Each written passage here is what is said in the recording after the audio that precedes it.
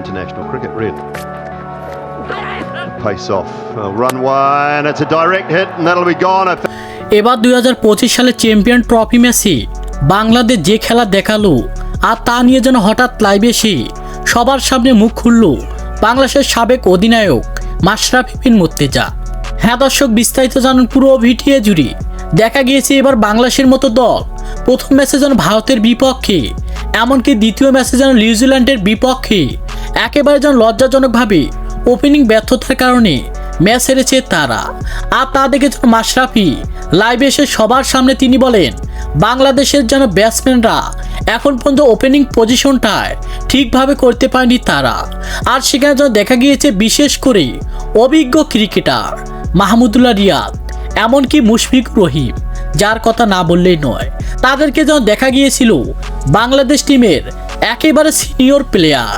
আর তারা কি না একেবারে দলকে হতাশ করেছেন তারা। বাংলাদেশের চ্যাম্পিয়ন ট্রফিতে যে কয়টি ম্যাচ হয়েছে কোনো ম্যাচতে যেন ভালো ব্যাটিং পারফরমেন্স করে দেখাতে পারেনি মুশফিকুর রহিম, এমনকি মাহমুদুল্লাহ রিয়াদ।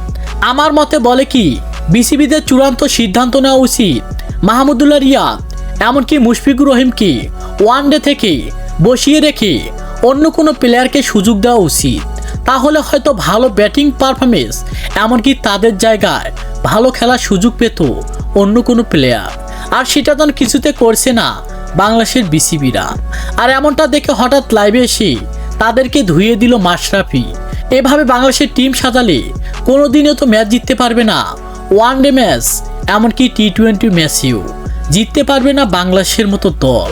কারণ হচ্ছে তাদের একটাই সমস্যা, ওপেনিং পজিশনের সমস্যা।